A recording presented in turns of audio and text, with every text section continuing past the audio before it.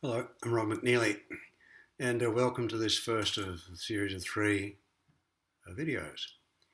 Um, some of you may know who I am, but those who don't, I have a medical background. I was in a suburban medical practice in Melbourne, Australia for 10 years and then became interested in hypnosis and had the great fortune of hearing about and then learning with the late Milton Erickson.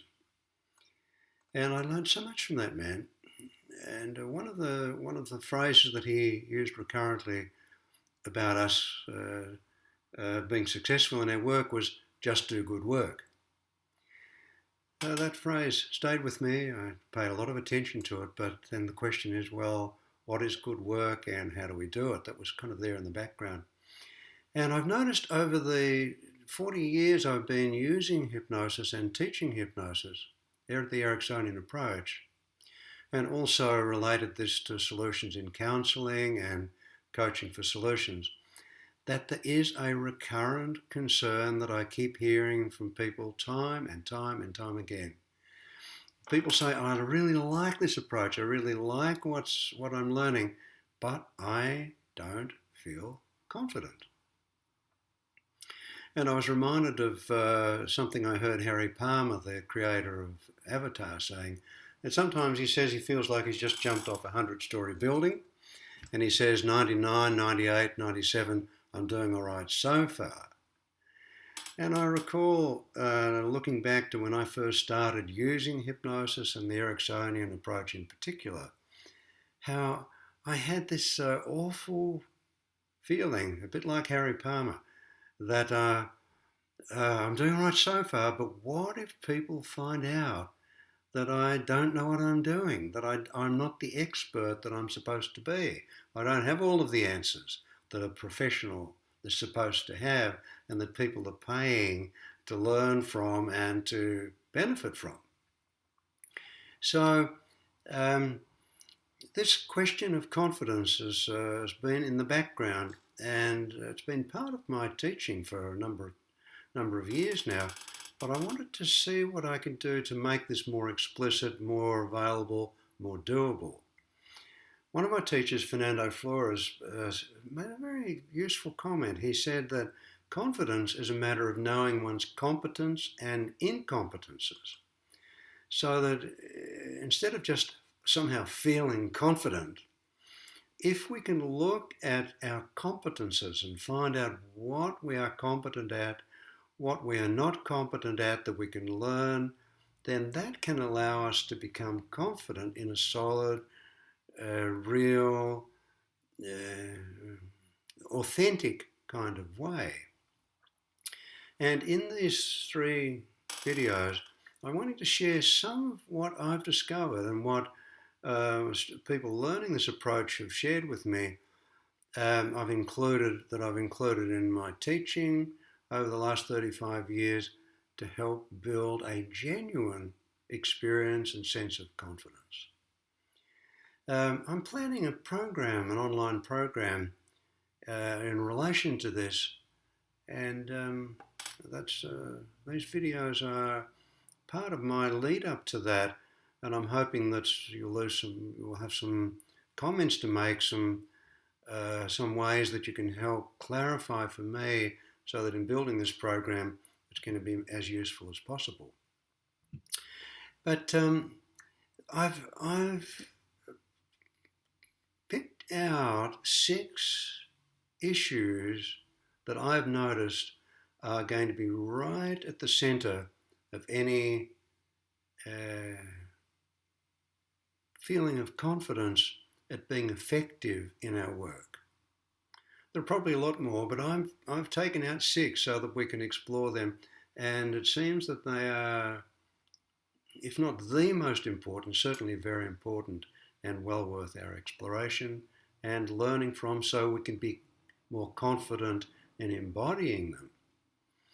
The first concern that I'm wanting to address here, and in more detail in the second video, is the therapeutic relationship.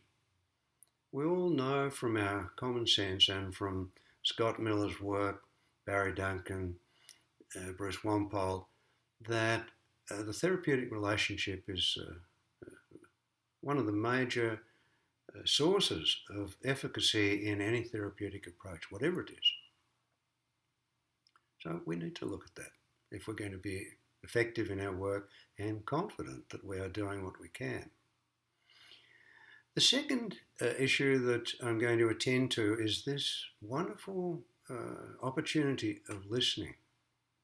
Now, we all know it's important to listen.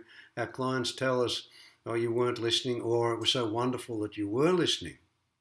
And we all know, and we were taught, listening's important, but how do we do it? What is it? Clearly, it's more than just having our ears clean so we can hear what people are saying. It's a way of making meaning, it's a way of making sense, and according to how we listen, so we will have different outcomes and different degrees of effectiveness. So I think it's, my experience is that paying attention to the experience of listening and finding a way of listening in a way that's going to be more useful is a great contribution. The third issue that I'm wanting to attend to is the issue of restoring trust. Whenever any of us have any problem, there is some issue of trust. If we have a physical problem, there's some doubt about trusting our body. If there's a relationship problem, we have some doubt about trusting our partner. If there's a work problem, we doubt the organisation. If something catastrophic happens, then we lose trust or have some damage to trust in the world at large.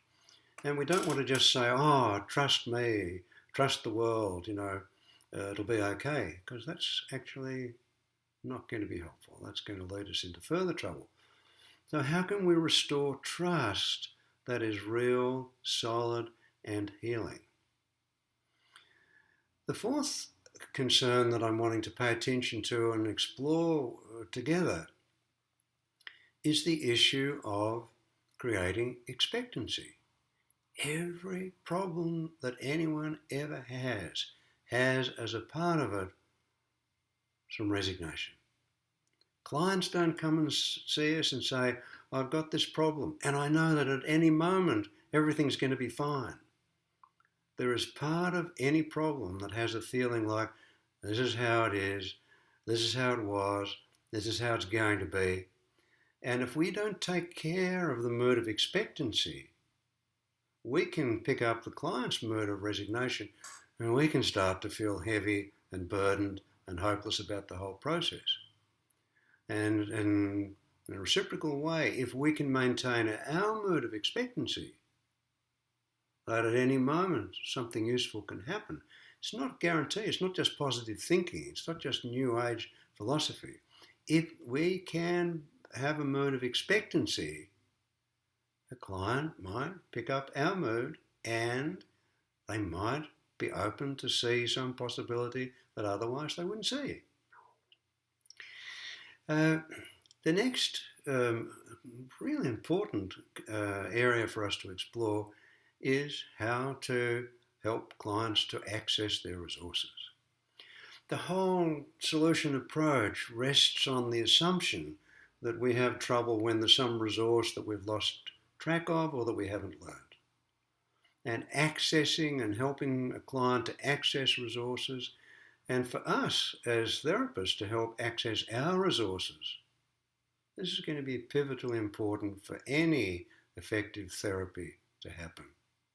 And how to do this confidently. And the last area that I'm going to explore is the area of self-care.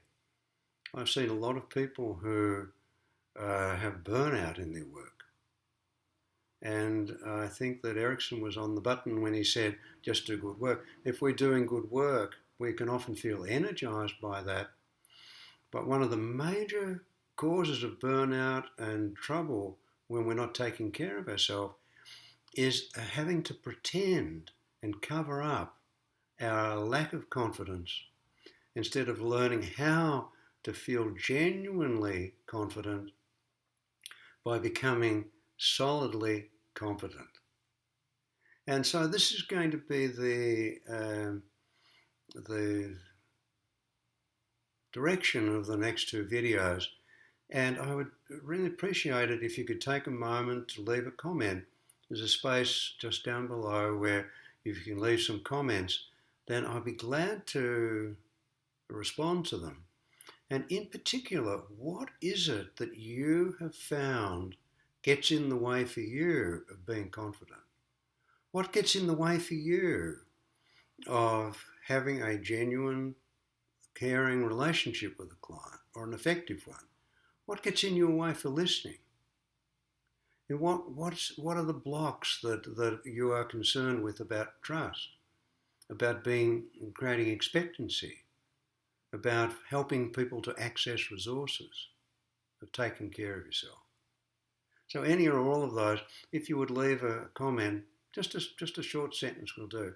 Something that you find is important to you, has been pivotal for you, has been a stopper for you in feeling more confident and being more effective, then I'd really appreciate your comments. And thank you so much for taking the time to listen to this. And I look forward to speaking more with you in the next video. Thank you.